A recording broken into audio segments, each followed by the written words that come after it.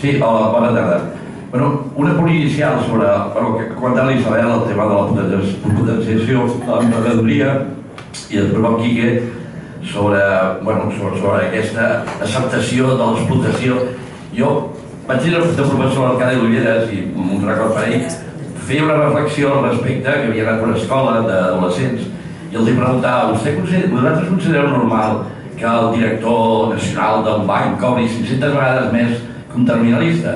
I la contesta majoritària era que sí, perquè tenia més responsabilitat. O sigui, això accentua una mica el tipus, potser parlo massa ràpid per ell. Sí, o en castellà, ràpid en castellà. Bueno, lo repito, esto no porque ya he No, ya estaba yo más o menos diciendo. No, yo lo que quería comentar también, porque hablamos del tema de memoria histórica, pero a veces veo que no sé si reflexionamos suficientemente sobre lo que ya pasó en su momento. Cada momento histórico es distinto. Hubo en 1929 un catacrack del capitalismo, y entonces es cuando, aunque en Italia había surgido, pero en Alemania era fuerza, y el fascismo, con unos argumentos que son muy similares, que era también un discurso ese anticapitalista formal, ¿no?, contra el sistema, que es lo mismo que están haciendo ahora, aunque evidentemente pues las políticas que aplicaban eran ultraliberales, ¿no? De hecho, pero eso sucedió, y cuando el sistema se ve amenazado como ahora, porque es evidente que estamos delante de un colapso por agotamiento de recursos, también es interesante ver cómo se enfoca ese problema, en el sentido que ni los propios dirigentes del mundo piensan en sus propios hijos. O sea, la falta de... se ve que es el propio egoísmo absoluto del sistema que vivimos, ¿no?, que no se piensa en futuras generaciones, pero ni ellos mismos, ¿no? Entonces, solo quería comentar esto. Si esta reflexión de mirar hacia atrás, cada momento es distinto, pero entonces también había articulados los partidos comunistas, o sea, había una fuerza, los sindicatos, que no sé si ahora existe de la misma manera. Aún así el fascismo pues cogió un poder, ¿no? ¿Alguna pregunta más por aquí? Sí, hola, bueno, encantado. Lo que habéis explicado entre todos ha sido interesantísimo. A mí hablando de educación antifascista, pero centrándolo solo en la escuela, me cruje un poco. La educación es mucho más que la escuela, toda la tribu, como has dicho muchas veces. Y lo que podemos hacer en la enseñanza es una parte pequeña. Entonces tengo ganas de leer el libro. Las propuestas sí que pasan el marco escolar universitario para influir en toda la sociedad.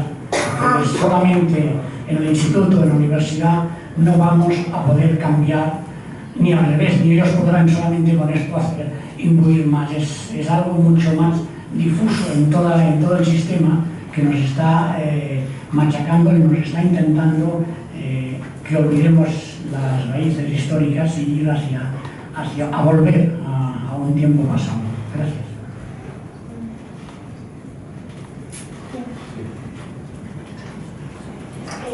Agradecerte la charla, bueno, me ha encantado, y únicamente, como estamos en un espacio de memoria, recordar a aquellos docentes que hubo antifascistas que dieron su vida por otro mundo, que están olvidados totalmente en el currículum,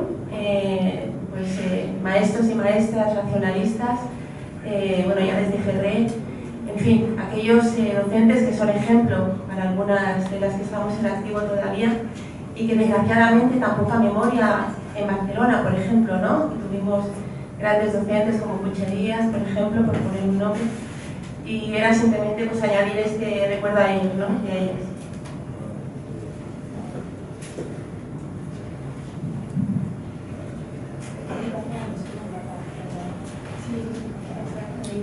Sí, ante todo felicitar por la exposición pedagógica que nos ha hecho sobre el antifascismo, pero hay una cuestión que creo que nos hemos de autocriticar todos, y es que el silencio que hemos tenido en todos estos años sobre lo que ha representado el franquismo y el fascismo en nuestro país.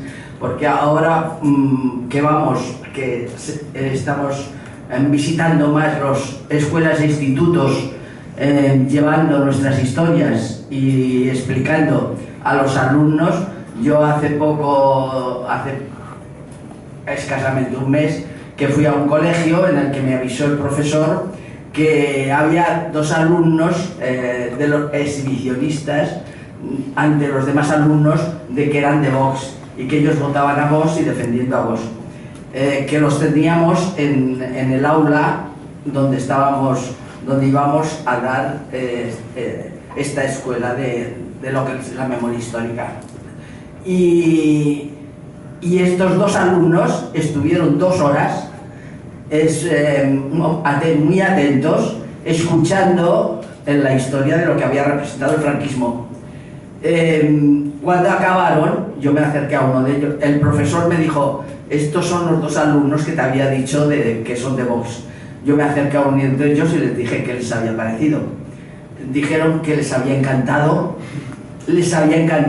Al día siguiente sabían que había otro, después me mandaron un WhatsApp diciendo: este alumno ha pedido de si podía asistir a la próxima charla porque le había encantado. Y ellos me dijeron que no habían escuchado nunca la historia de que esto hubiera ocurrido en este país. Entonces, sí es parte de nuestro silencio en explicar lo que ha sido el fascismo en este país. 2 cosas rápidas mientras interviene aquí. Uno, que efectivamente la educación va mucho más allá de la escuela. A veces convertimos a la escuela, se utiliza a veces como, se llama técnicamente cubo de basura, garbage, de decir cualquier problema que hay, la escuela lo tiene que solucionar. Y efectivamente, toda la sociedad debería involucrarse. El problema es que quien mete mano, por ejemplo, los medios de comunicación, porque inmediatamente dicen, deberíamos decir: oye, deberíais contribuir a aquello que hemos acordado, al menos en los derechos humanos y en las constituciones, pero dicen censura inmediatamente. Con lo cual, parece que al menos una de las vías, al menos la responsabilidad de la comunidad educativa, es responsabilizarnos del papel que hacemos y de trabajar efectivamente en esta línea y de formar a las futuras generaciones en una línea democrática, que es lo mínimo. En eso es una responsabilidad, pero ciertamente si no contribuye toda la sociedad, y por eso hablamos de ciudades educadoras, por eso hablamos de toda la tribu, etcétera, pero en eso tiene que ser y tiene que haber voluntad política. Como en la otra cuestión, no hay voluntad política para incluir la memoria histórica en el currículum. No hay voluntad política. Ni siquiera con la presión desde la Secretaría de Estado de Memoria Democrática, que puso 2 artículos, como en todas las leyes autonómicas que ponen esos mismos artículos diciendo que se debe incluir. El Ministerio de Educación, y hicimos una campaña con 35.000 firmas, impulsada por nosotros, y que firmaban los primeros Ángel Viña, Julián Casanova, todo el mundo, diciendo se debe incluir, y tuvimos reuniones con el Ministerio de Educación. Imposible.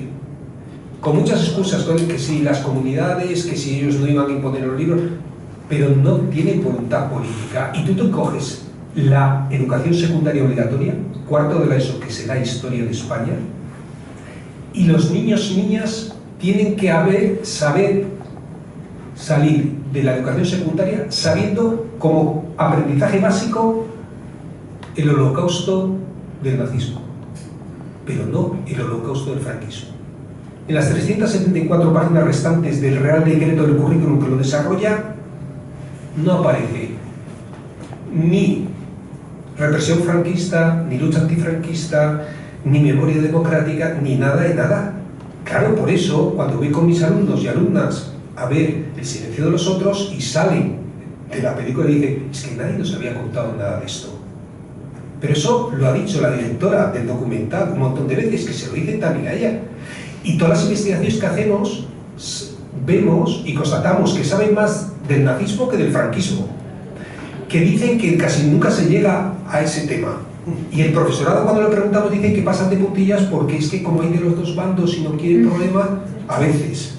Entonces, solo en aquellos que el profesorado es comprometido, que quiere y además practica una educación democrática, pues lo hace.